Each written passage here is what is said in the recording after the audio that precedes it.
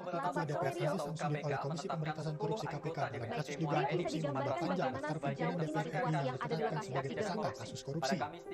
Sebelumnya sudah ada 2 nama pimpinan DPR yang berurusan dengan KPK karena terlibat korupsi. Pertama, ada Ketua DPR RI periode 2014-2019 Setia Novanto yang ditetapkan jadi tersangka dugaan korupsi pengadaan IKTP pada 17 Juli 2017. Anggaran DPR RI telah difonis 12 tahun penjara dan denda Rp500 juta hanya dengan terbukti menerima uang kata 7,2 Selanjutnya, anggota kegaduhan dan di tengah aksi masa damai ini.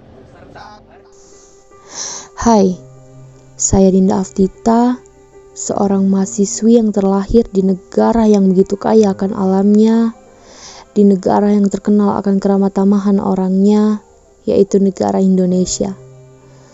Katanya negara ini memiliki keadilan bagi setiap lapisan warganya. Katanya wakil rakyat siap mendengarkan aspirasi rakyat.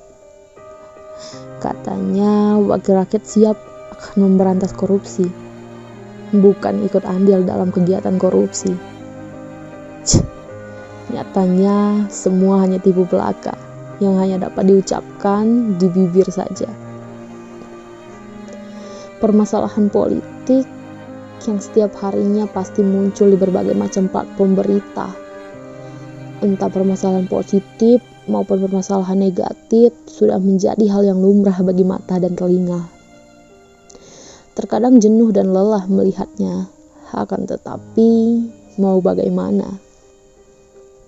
Entah kasus wakil rakyat yang korupsi, kasus wakil rakyat yang memanipulasi, atau wakil rakyat yang tak pernah mendengarkan pendapat para rakyat, terutama rakyat kecil. Politik. Semakin hari, problematika politik ini semakin menjadi-jadi. Apalagi di tengah pandemi ini, wakil rakyat yang harusnya mengayomi rakyat malah makin membebani rakyat. Rakyat yang harusnya kuat berada di tangan pemerintah malah semakin melemah. Berbicara pun harus hati-hati, lalu berkata-kata pun harus dicermati apabila tak mau terjerumus ke jeruji besi. Rakyat hanya menjadi penonton saja, hanya sebagai komoditi suara sesaat. Kapan permasalahan ini akan berakhir? Kapan rakyat tidak dihantui rasa takut? Tentu semuanya belum terlambat.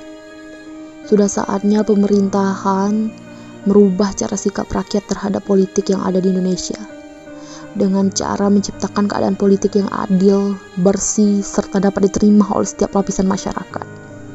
Dengan keadaan politik yang jujur, teguh, adil, dan bersih akan membuat negara ini semakin maju dan berkembang.